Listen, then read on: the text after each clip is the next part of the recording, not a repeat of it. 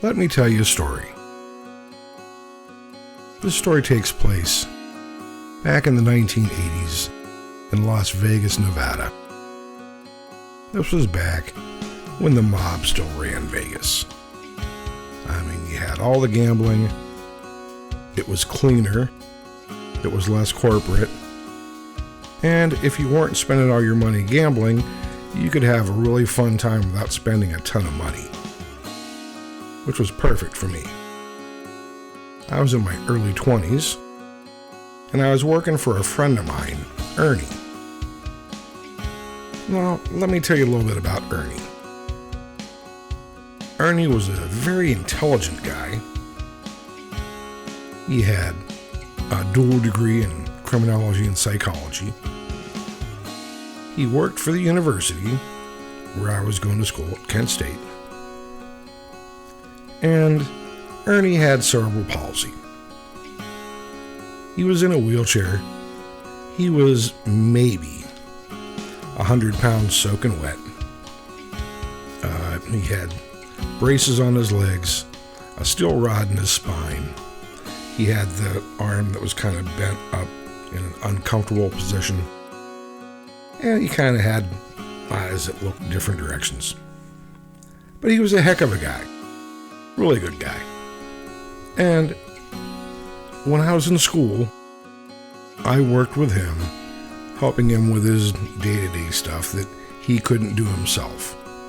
You know, if he needed some help with stuff around his apartment, or he needed help getting a shower or whatever, yeah, that was my job. Well, Ernie had found a state program or something like that that would pay me a small stipend to go on vacation with him, and it would also pick up the tab for my flight, hotel rooms, etc. So Ernie and I, we went on vacation at least once or twice a year. We'd go to Florida or Vegas or California or wherever. And it was pretty much always a hell of a lot of fun. And I could tell you a lot of stories about this guy, but I'll stick to one in particular. This was the first time that we went to Las Vegas. Now Ernie, like I said, being in a wheelchair, and he wasn't retarded or anything. Like I said, he was a very intelligent man. But Ernie, well, he really liked strip clubs.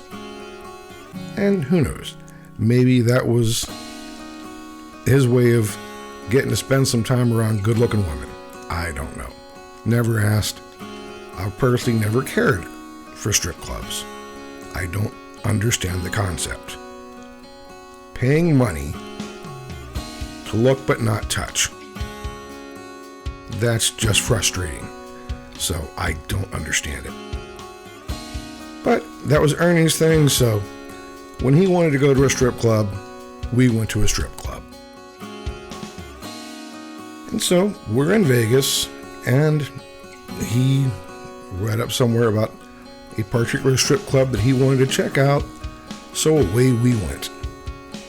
Now, my one caveat for the evening was I didn't want to drive because I wanted to have a few drinks. And no problem there, you know. Put Ernie in the cab, put the wheelchair in the trunk, took it back out of the trunk when we got there, put him in it, no problems.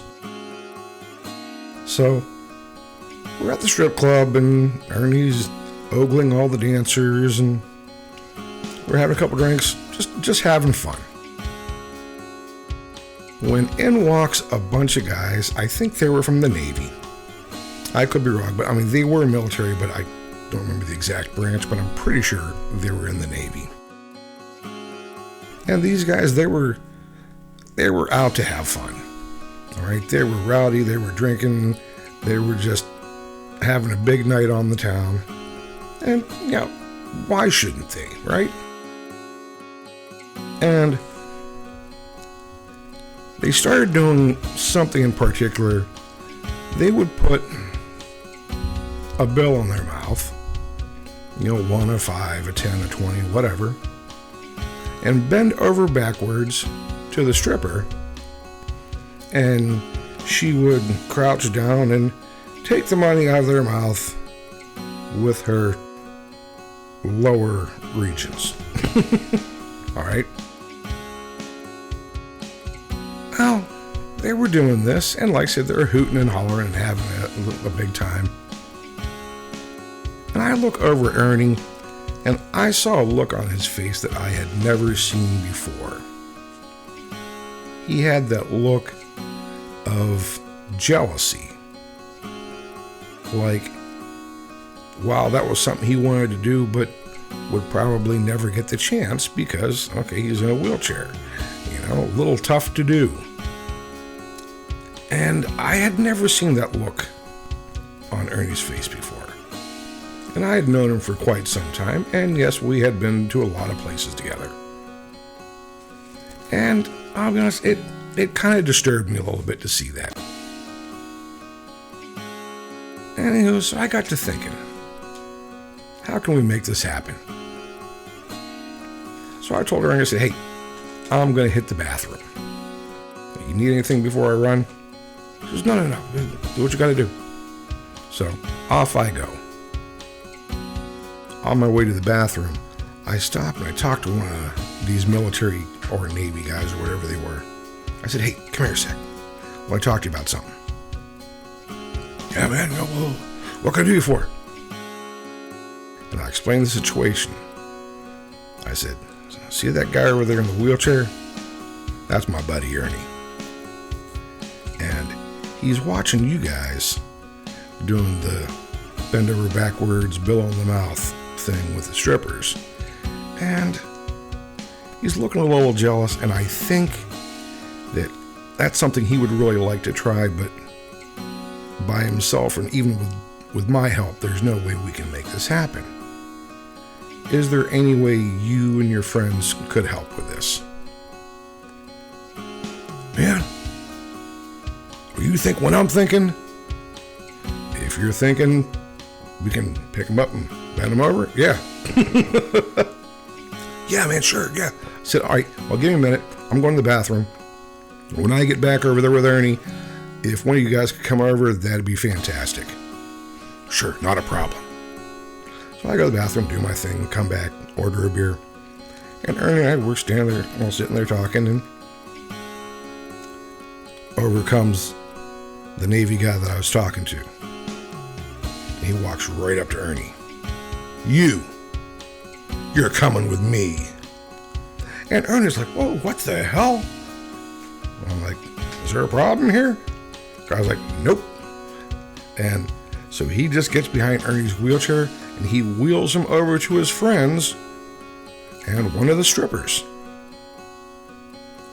So I walk on over. The guy and I always kind of wink at each other, showing him how to lock the wheels on Ernie's wheelchair. And they stuck a $5 bill in his mouth.